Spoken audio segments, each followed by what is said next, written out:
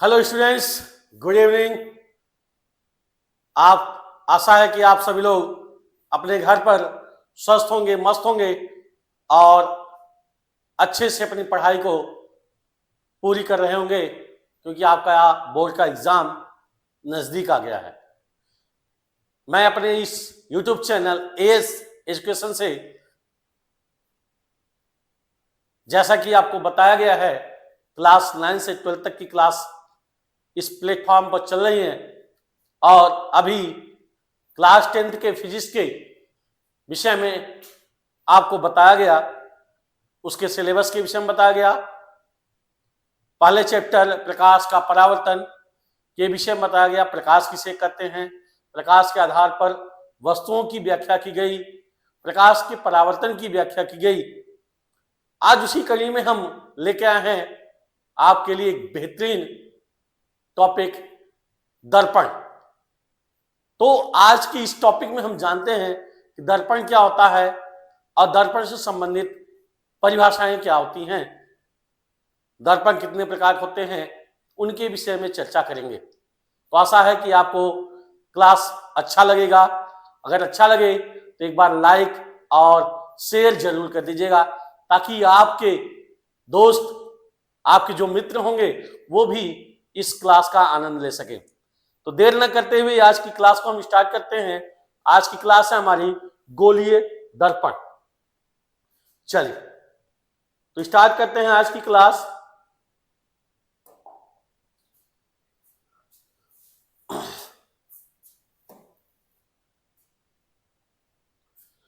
क्या हमारा गोलीय दर्पण, आज की क्लास क्या है हमारा गोलीय दर्पण।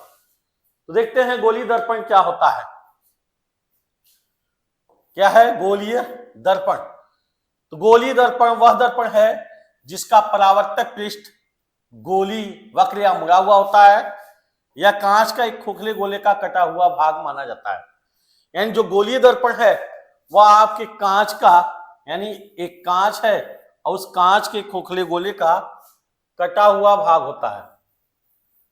कांच के खोखले गोले का, यानी एक कांच हमने ले लिया और कांच के खोखले गोले का ऐसा खोखला गोलाता है और इसका एक पार्ट इस तरह से काट दिया जाए, इस तरह से काट दिया जाए, तो ये वाला जो पार्ट होता है, एक पार्ट यानी कह रहा है कि जिसका परावर्तक पृष्ठ गोली होता है, ये जो पृष्ठ होता है वह गोली होता है, या ये पृष्ठ जो होता है वह गोली होता है, या वक्र या मुड़ा हुआ होता है। अगर हम इसको देखें तो यहां पर देखें तो इस पृष्ठ को अगर हम परावर्तक पृष्ठ कर दें तो ये हमारा हो जाता है अवतल दर्पण, यानी एक दर्पण हो जाता है।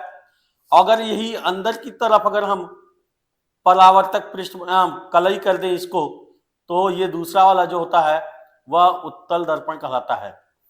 यानी कहने का मतलब कि गोली दर्पण वह दर्पण है जो खोखले गोले का एक कटा हुआ भाग होता है, जो खोखले गोले का एक कटा हुआ भाग होता है।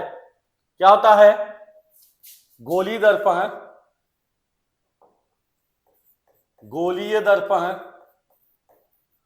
गोलीय दर्पण खोखले गोले का, खोखले गोले का कटा हुआ भाग होता है, कटा हुआ भाग होता है।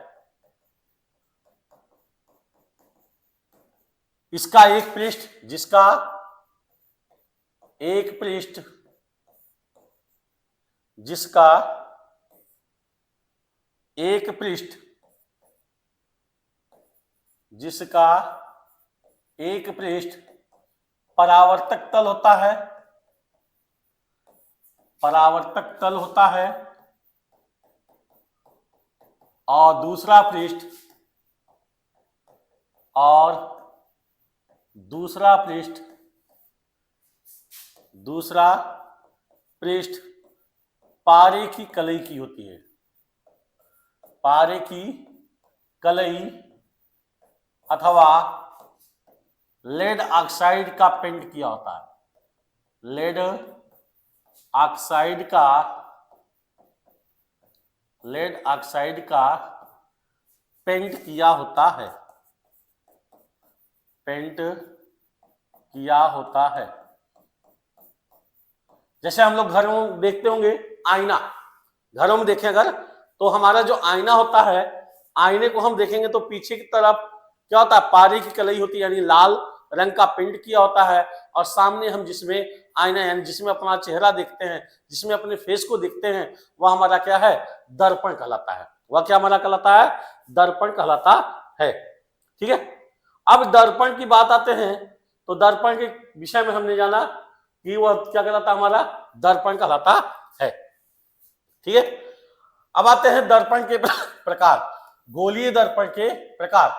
तो देखते हैं गोलीय दर्पण कितने प्रकार का होता है, 2 प्रकार का होता है। अभी हमने आपको बताया चित्र के माध्यम से कि दर्पण कितने प्रकार का होता है, 2 प्रकार का होता है। एक होता है अवतल दर्पण और एक होता है उत्तल दर्पण। यानी अवतल दर्पण क्या होता है, वह गोलीय दर्पण जिसका परावर्तक तल अंदर की ओर धंसा हुआ होता है।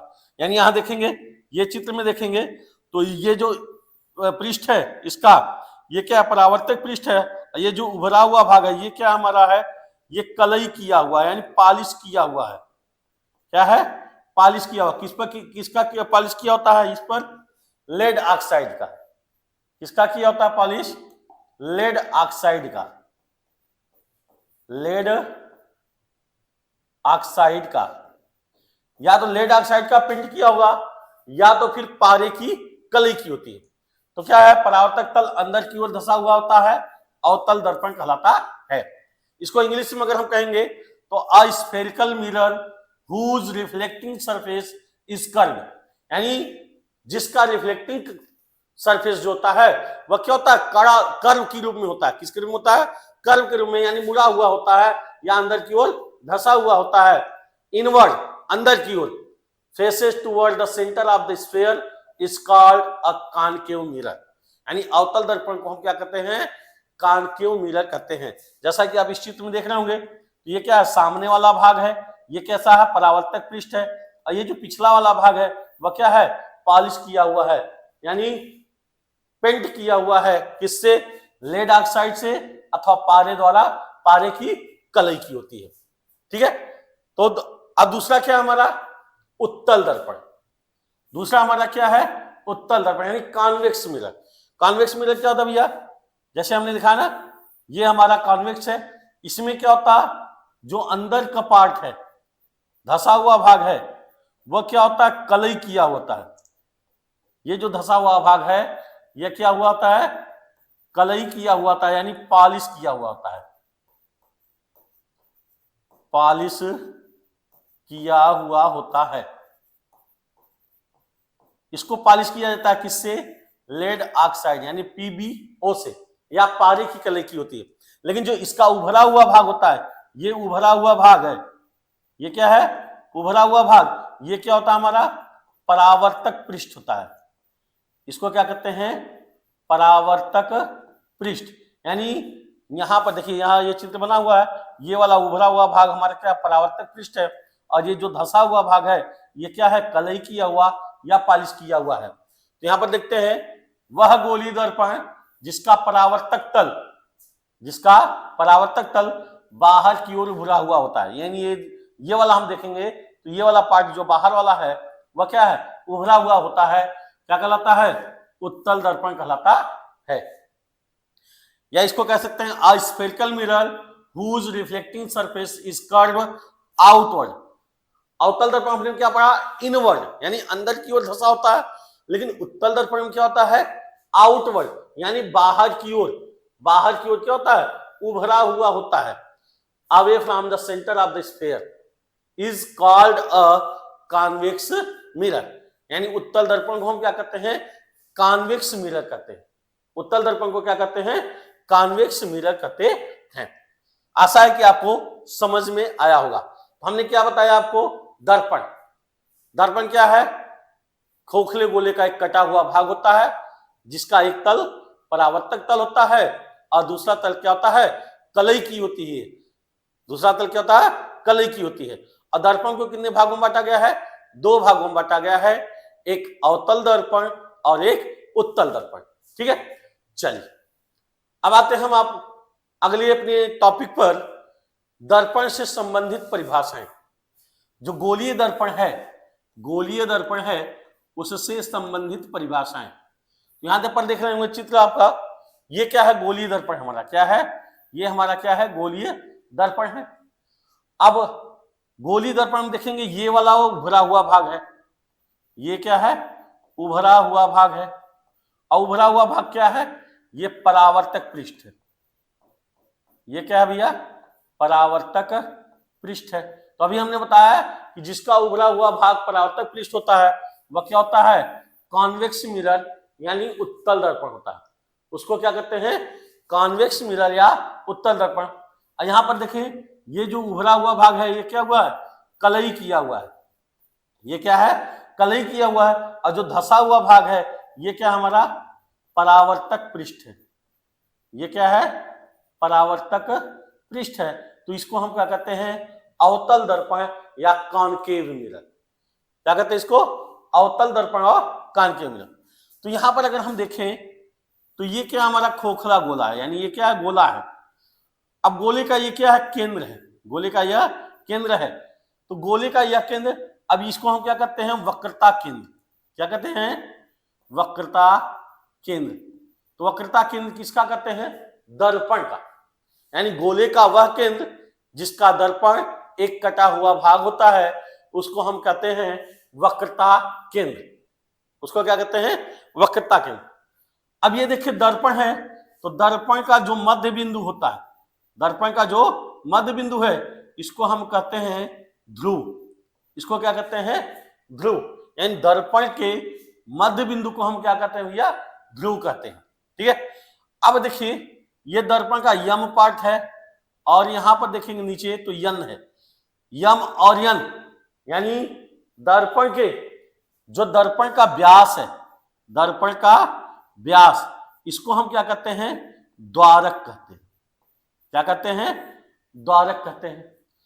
अब देखिए इस ध्रुव को और वक्रता केंद्र को जो मिलाने वाली रेखा होती है, जो मिलाने वाली रेखा होती है, इस रेखा को हम क्या कहते हैं, मुख्य अक्ष कहते हैं।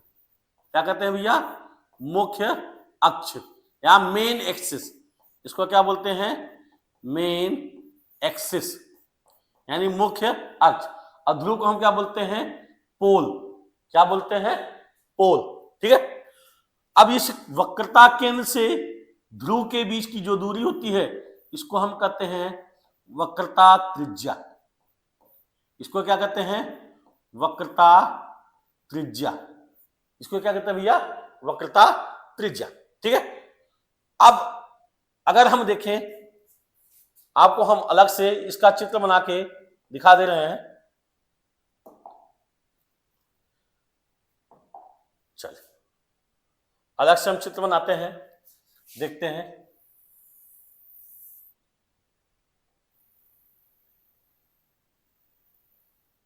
ये हमारा क्या है, खोखला गोला है। ये क्या है, खोखला गोला है। ठीक है।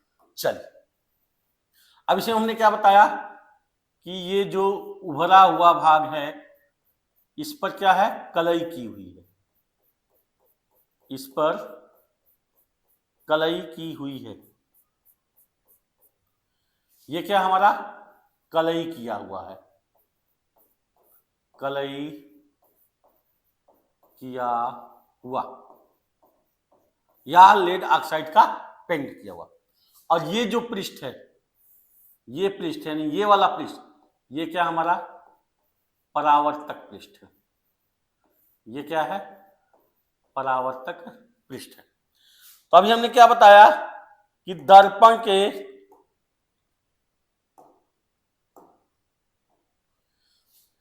इस दर्पण के, यानी इसको हम मान लें, इसको मान लें यम, इसको मान लें एन। इस दर्पण के मध्य बिंदु को, इस मध्य बिंदु को, ये जो मध्य बिंदु है इसको हम कहते हैं ध्रुव। क्या कहते हैं, ध्रुव। यानी किससे प्रदर्शित करते हैं इसको, पी से प्रदर्शित करते हैं। इसको किससे प्रदर्शित करते हैं, पी से। अब ये दर्पण है, ये दर्पण है और गोले का केंद्र क्या है, ये क्या है हमारा, गोले का केंद्र है। ये हमारा गोले का केंद्र है। अब गोले का केंद्र है तो गोले से कटा हुआ एक दर्पण है, इसको हम कहते हैं वक्रता केंद्र, इसको कहते हैं वक्रता केंद्र। यानी दर्पण का वह केंद्र या गोले का वह केंद्र जिसका कटा हुआ दर्पण, दर्पण एक कटा हुआ भाग होता है, वह क्या कहलाता है? हमारा वक्रता केंद्र कहलाता है। वह क्या कहलाता है? हमारा वक्रता केंद्र कहलाता है।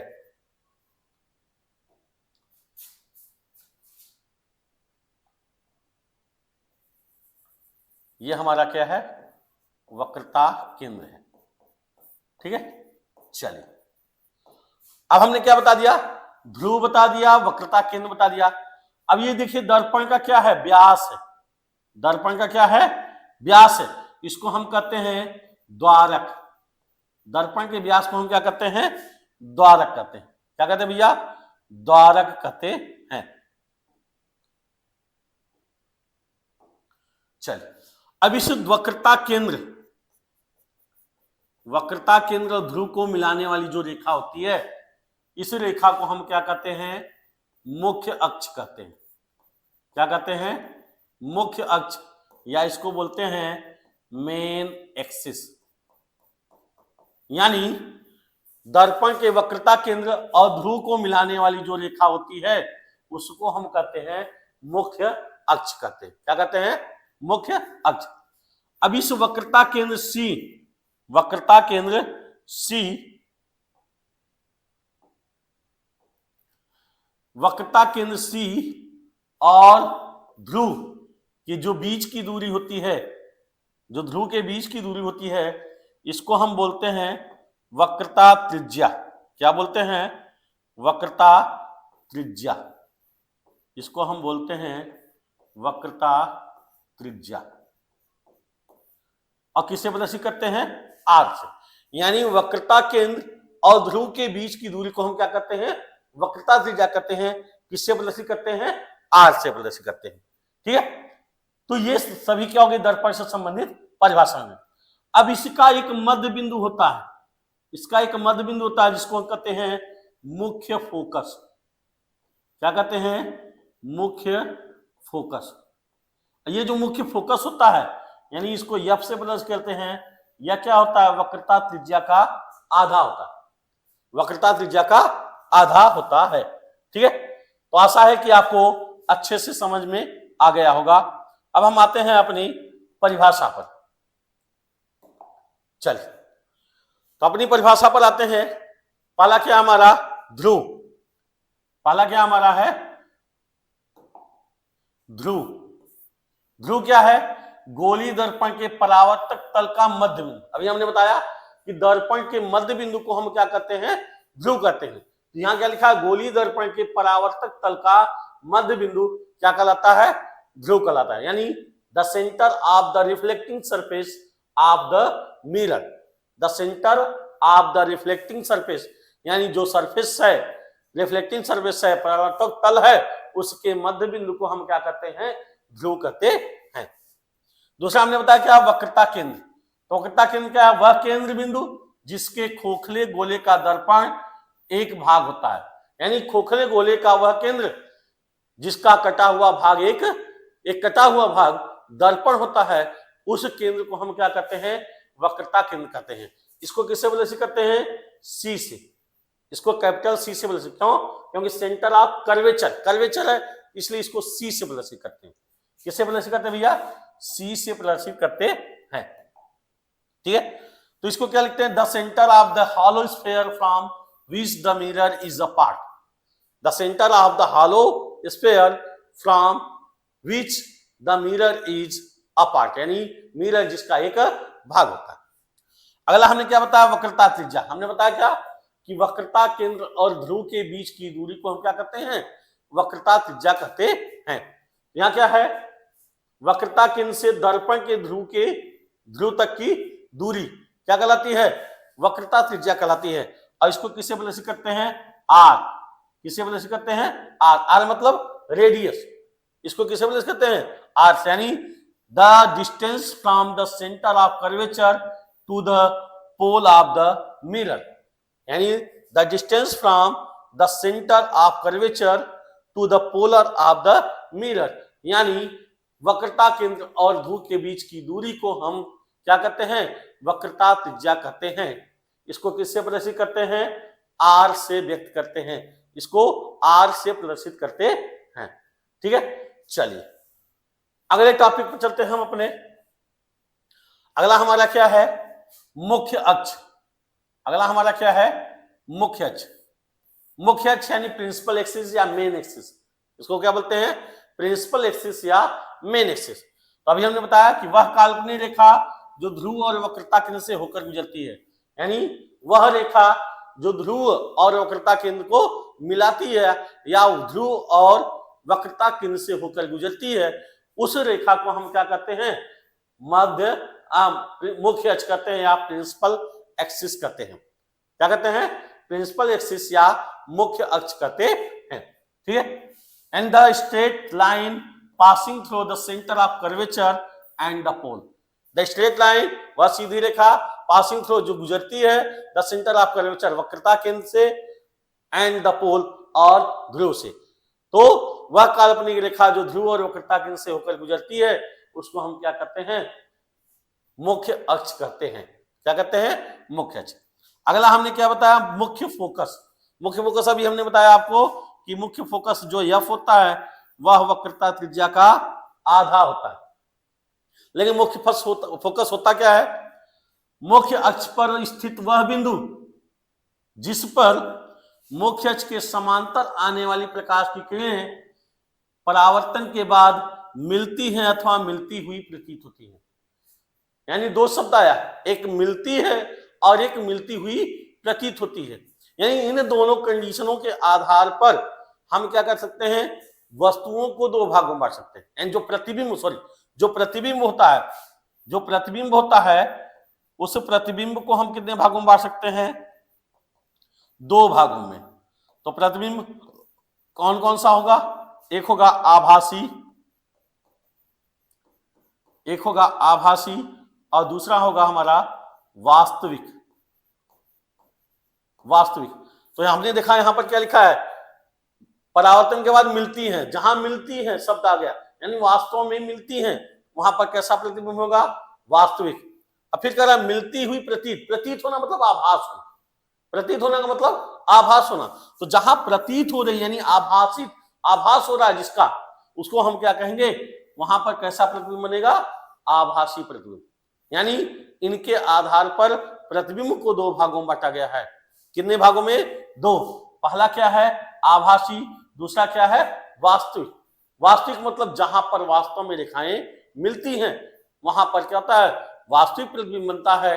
आभासी क्या है, जहां पर रेखाएं मिलती हुई प्रतीत होती हैं वहां पर क्या होता है, आभासी प्रतिबिंब बनता है। ठीक है, तो देखते हैं, the point on the principal axis where rays of light parallel to the principal axis converge और appear to diverge from the after reflection from the mirror, and reflection के बाद, मिरर से रिफ्लेक्शन के बाद दिखाई देती है।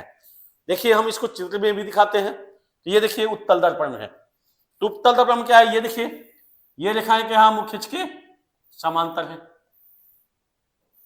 ये रेखाएं क्या है, मुख्य अक्ष के समांतर।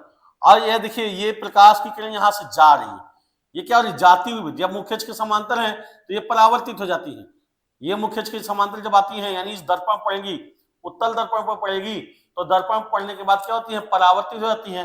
अब परावर्तन के बाद ये क्या होती है, मुख्य अक्ष पर यानी मुख्य फोकस पर, किस पर, मुख्य फोकस पर मिलती हुई प्रतीत होती है। क्या होती है बेटा, मिलती हुई प्रतीत होती है। यहां पर क्या होती है, मिलती हुई प्रतीत होती है। इसका मतलब जब प्रतीत हो रहा है तो यहां पर कैसा प्रतिबिंब बनेगा, आभासी प्रतिबिंब बनेगा। यानी उत्तल दर्पण पर जो पड़ने वाला प्रतिबिंब होगा वह कैसा होगा, आभासी होगा।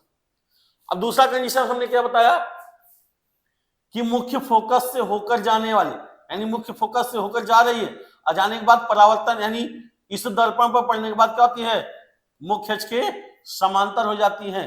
यानी ये मुख्य अक्ष के समांतर हो जाती है। तो ये क्या हो रही है, वास्तव में मिलती है। ये क्या है, वास्तव में मिलती हैं, या मुख्य अक्ष के समांतर आ रही हैं, तो ये क्रिया क्या होगी, परावर्तन के बाद एक बिंदु पर मिलेगी, ये क्रिया आ गई।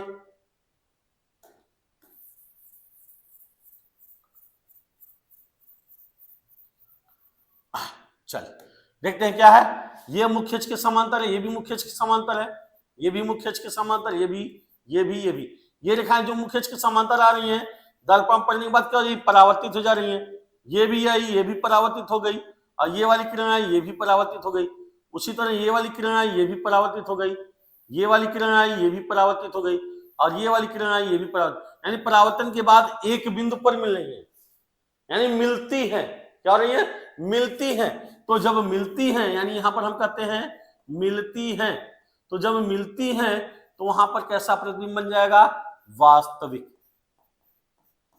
वहां पर कैसा प्रतिबिंब बनेगा, वास्तविक।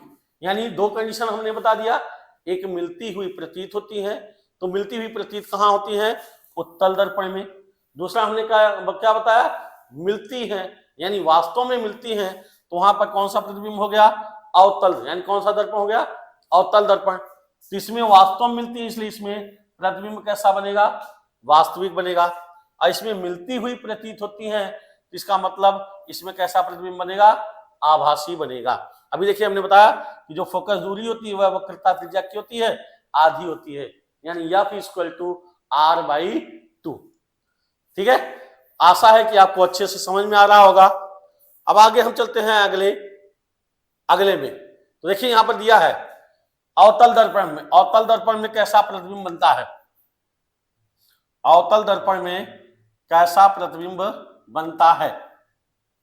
चलिए, तो अवतल दर्पण क्या, मुख्य अक्ष के समांतर चलने वाली प्रकाश की किरणें परावर्तन के बाद जिस बिंदु पर मिलती हैं, क्या होती है, जिस बिंदु पर मिलती हैं। देखिए यहां पर क्या है, मुख्य अक्ष के समांतर चलने वाली प्रकाश किरणें परावर्तन के बाद जिस बिंदु पर मिलती हैं, जिस बिंदु पर मिलती हैं वह बिंदु क्या कहलाता है, मुख्य फोकस कहलाता है। यानी वह दर्पण का क्या होगा, मुख्य फोकस होगा। यह किस में होता है, अवतल दर्पण में। और यानी अवतल दर्पण में तो यहां पर प्रतिबिंब कैसा बन जाएगा हमारा, वास्तविक। कैसा प्रतिबिंब बनेगा भैया, वास्तविक प्रतिबिंब बनेगा। ठीक है, चलिए अगला क्या है हमारा, उत्तल दर्पण में। क्या है, उत्तल दर्पण में। तो उत्तल दर्पण में हमने क्या बताया, मुख्य अक्ष के समांतर चलने वाली प्रकाश किरणें परावर्तन के बाद एक बिंदु से आती हुई प्रतीत होती हैं। अभी चित्र में हमने दिखाया, ये देखिए ये क्या हो रही है, आती हुई प्रतीत होती है, आती हुई क्या हो रही है, प्रतीत हो रही है। यानी जो डॉटेड लाइन है ये क्या बता रहा है, प्रतीत होना, आभासी होना, यानी आभास हो रहा है कि ये प्रकाश की किरणें आ रही हैं। तो ये प्रकाश की किरणें आ रही हैं तो आती हुई प्रतीत होती हैं, तो वह क्या कहलाता है, मुख्य फोकस। यानी आती प्रतीत हो रही हैं, तो यहां पर कैसा प्रतिबिंब हो जाएगा, आभासी। यहां पर कैसा प्रतिबिंब हो जाएगा, आभासी प्रतिबिंब हो जाएगा। अगला क्या हमारा, फोकस दूरी। तो फोकस दूरी क्या होती है, दर्पण के ध्रुव और मुख्य फोकस के बीच की दूरी को हम क्या कहते हैं, फोकस दूरी कहते हैं। जैसा कि अभी हमने दिखाया,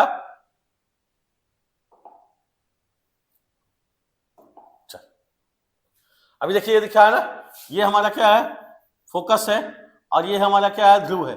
इनके जो बीच की दूरी होगी उसको हम कहेंगे फोकस दूरी, उनको हम क्या कहेंगे, फोकस दूरी। यानी ये मुख्य फोकस तथा ध्रुव के जो बीच की दूरी होगी उसको हम कहेंगे फोकस दूरी। क्या कहते हैं उसको भैया, फोकस दूरी कहते हैं।